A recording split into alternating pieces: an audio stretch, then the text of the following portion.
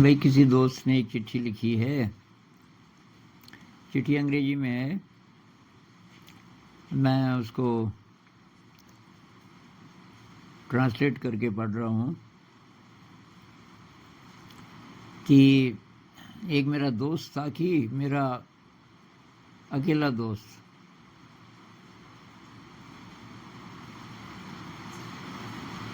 और करीब 2-1 महीने पहले उसने की आत्महत्या कर दी।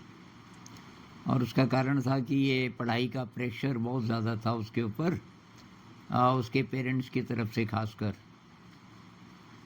उस बाकी चीज़ें कि वो सब मेरे साथ शेयर करता था, पर उसने ये कभी नहीं बोला कि ऐसा भी हो सकता है कि वो आत्महत्या भी कर दे, और कि बहुत ही अच्छा इंसान था, और कि उसी ने मुझे आपके चैनल के बारे में बताया और ध्यान के बारे में बताया, ग्रेटफुलनेस के बारे में बताया, और कि वो जानवरों के साथ भी बहुत अच्छा व्यवहार करता था और बूढ़े लोगों के साथ भी। लेकिन उसके माता पिता की बहुत ज़्यादा प्रेशर उसके ऊपर डालते रहते थे कि भाई तुझे ये एग्ज़ाम पास करना ही करना है, और वो प्रेशर इतना ज़्यादा उसके लिए हो गया कि वो सहन नहीं कर पाया। और कि मुझे वो ये ज़रूर बोलता था कि अगर ऐसी कोई परिस्थिति आ जाए कि उसकी मृत्यु हो जाए तो कि मेरे कमरे से मेरी डायरियां ले लेना। डायरी लिखता होगा। तो उसकी मृत्यु के बाद की मुझे उसकी वो डायरियां मिली, और तब मुझे पता चला कि कितने प्रेशर से वो गुजर रहा था, उसके मन पे क्या बीत रही थी। और कि उस डायरी में उसने ये भी लिखा था पहले, कोई पहले की कोई एंट्री होगी कि वो जापान जाना चाहता है और वहाँ के पहाड़ देखना चाहता है और समुद्र देखना चाहता है।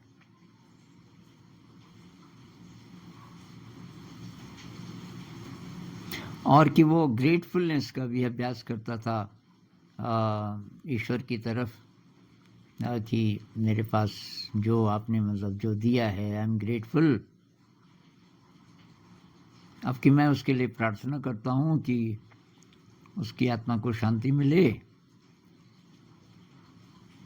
लेकिन कि क्या ऐसे में उसको शांति मिलेगी जिसने अपनी ज़िंदगी ख़त्म कर दी अपने ही हाथों?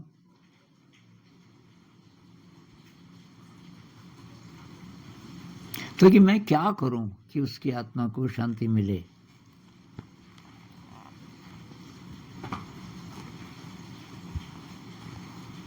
तो आत्महत्या को तो भाई काफ़ी जघन्य अपराध ही माना जाता है। बुद्धिज़्म में इसको एक्सट्रीम वायलेंस माना जाता है। हम हिंसा जो बोलते हैं ना, दूसरों के प्रति हिंसा, उससे भी बड़ा अपराध है अपने प्रति हिंसा, अपनी ज़िंदगी को ले लेना। हिंदुइज़्म में, बुद्धिज़्म में, जैनिज़्म में, इस्लाम में खराब माना जाता है। और अब ये है कि जब मर गया कोई इंसान, तो कि उसको सफरिंग से गुजरना पड़ेगा। एक समय का एक ऐसा अंतराल होगा कि जिसमें सफरिंग प्योरिफिकेशन के लिए उसने जो अपराध किया है उसको प्योरीफाई करने के लिए सफरिंग से तो उसको गुजरना पड़ेगा। और जब काफ़ी शुद्धिकरण हो जाएगा तो तब उसको दोबारा जन्म जो मिलेगा कि तो ज़रा घटिया सर्कमस्टेंसेस मिलेंगी।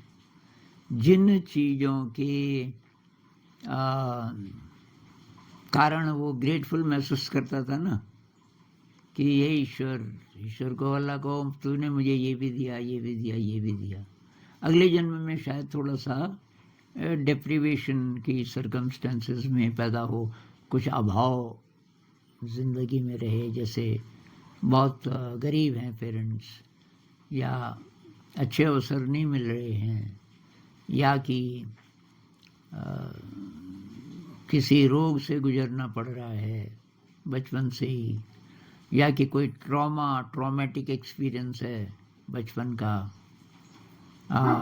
ऐसा, या फैमिली का जो वातावरण है वो टॉक्सिक है, कुछ ना कुछ ऐसा कि मिलेगा अगले जन्म में कि जिसमें सफरिंग ज़्यादा होगी। लेकिन आप प्रार्थना कर सकते हैं, प्रार्थना का असर तो होता होगा सभी जगह, इस लोक में या किसी दूसरे लोक में, तो प्रार्थना कर सकते हैं।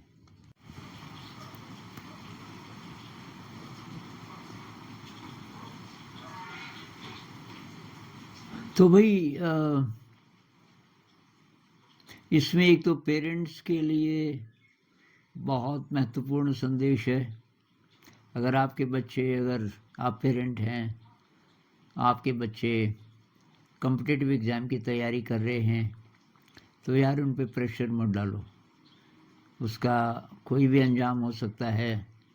अब इस केस में देखो, ये इतना बढ़िया बच्चा था, ये ध्यान भी करता था और जितना भी करता होगा, पर पढ़ाई के साथ साथ ध्यान करता था, जानवरों के प्रति भी बहुत इसके दिल में प्यार था और बहुत अच्छा था, लेकिन वो बोल नहीं पाता था, असर्टिव नहीं था, अपनी फीलिंग्स को एक्सप्रेस नहीं कर पाता था। पेरेंट्स से बहुत सारे बच्चे डरते हैं, खुल के नहीं बोल पाते कि पढ़ाई में मेरा दिल नहीं लग रहा है और इतना ज़्यादा मैं नहीं पढ़ सकता जितना आप सोच रहे हो। और तो ये ऐसे बच्चे फिर अंदर ही अंदर घुट घुट के और आत्महत्या तक भी कर सकते हैं। तो अब ये मत सोचिए कि वो तो कोई कोई होते होंगे, हमारा बच्चा जो है वो थोड़ी करेगा, वो कौन जाने।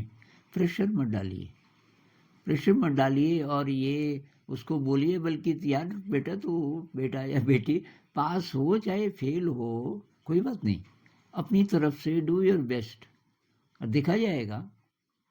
फेल हो जाओगे तो हो जाओगे, तो कुछ और करेंगे, कुछ और सोचेंगे, लेकिन तुम बस केवल, अगर तुम्हें ये अच्छा लग रहा है तो, अगर बहुत डिफ़िकल्ट है, बहुत ज़्यादा स्ट्रेसफुल है ये पढ़ाई, तो तब इसको छोड़ दो बेटा, कुछ और लो।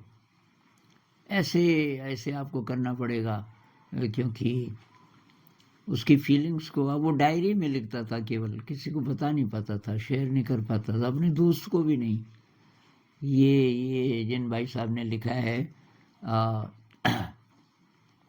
तो ये अकेला दोस्त था उसका, और उसको भी वो ये नहीं बता पाया कि ऐसी भी संभावना है, मेरे मन में ये आत्महत्या का भी विचार आता है, नहीं तो शायद ये किसी तरीके से रोक लेते उसको। और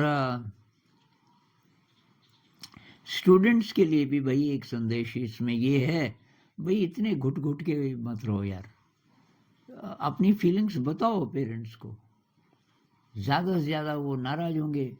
कोई कोई पेरेंट ये भी बोल सकते हैं कि फिर तो निकल जाए इस घर से, ज़्यादा ही एक्सट्रीम कोई केस होगा, और क्या करेंगे कि तू नालायक है, तो पढ़ाई लिखाई नहीं करना चाहता, बोलता है कि स्ट्रेसफुल है, तेरे पे इतना खर्चा किया, तो जा तू अपने आप कमा, कहीं कहीं भी जा, अच्छा है वो, निकलो घर से।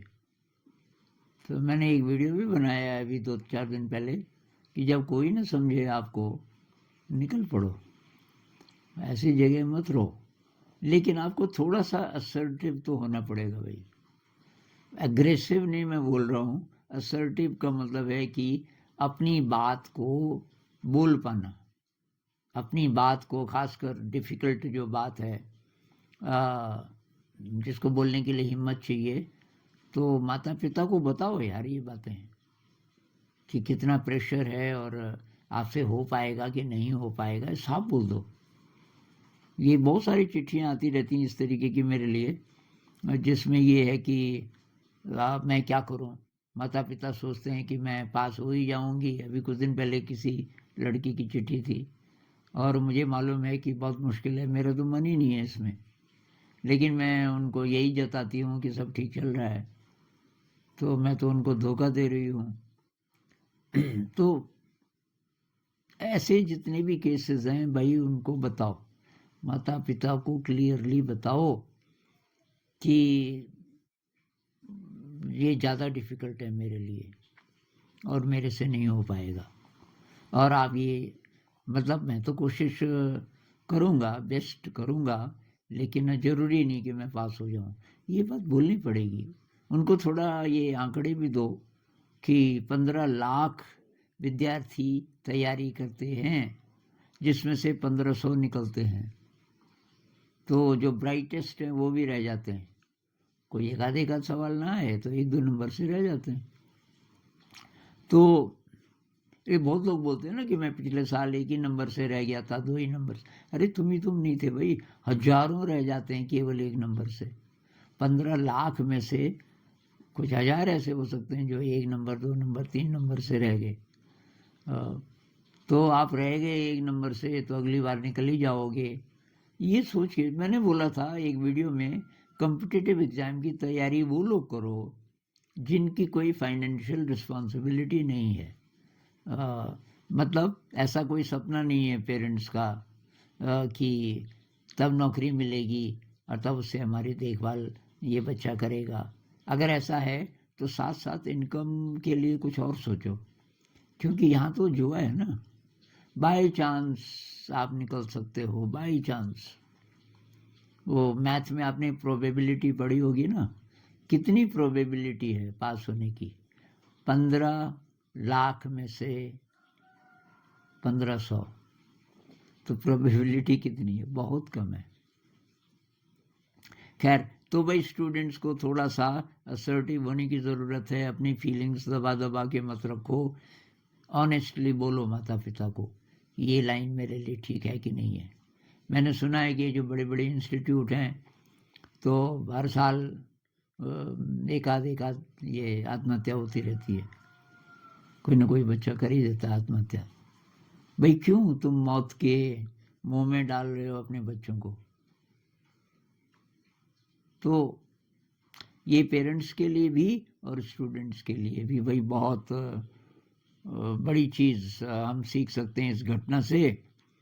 और भाई जो आपका दोस्त है, आपने बोला मैं क्या कर सकता हूँ, आप प्रार्थना कर सकते हैं। एक दूसरी बात, आप तो नहीं कुछ दबा के रख रहे हो, थोड़ा सा असर्टिव होना सीखो। आपके दोस्त ने आपको ये सिखाया क्या कि जब तक आप जिंदा हो सीधे ये मत सोचो कि मैं मतलब मर ही जाऊँ तो अच्छा रहेगा, आत्महत्या कर लूँ तो अच्छा रहेगा। जीना है और बहुत संभावनाएं हैं। उदास उदास, निराश निराश, दबा दबा के अपनी फीलिंग्स को ऐसे मत जियो। थोड़ा सा एक्सप्रेस करना सीखो अपने आप को। और सब ठीक है, दोस्त चला गया कोई बात नहीं है। अब आप अपनी ज़िंदगी को संवारो और उसके लिए प्रार्थना करो। दोस्त की आत्मा को बहुत ज़्यादा मदद मिलेगी आपकी खुशी से। आप अगर खुश होंगे, कहते हैं जो हमारे बहुत क्लोज रहे हैं तो हमारे साथ रहते हैं, तो दूसरी स्टेट में भी हमारे साथ रहते हैं। और जब हम खुश होते हैं तो उनको खुशी मिलती है उससे। तो जो भी चले गए हमारे, चाहे नेचुरल मौत मरे या चाहे कैसे भी, एकदम प्रार्थना करें उनके लिए। दूसरी बात, खुश रहें, दुखी नहीं। नमस्कार।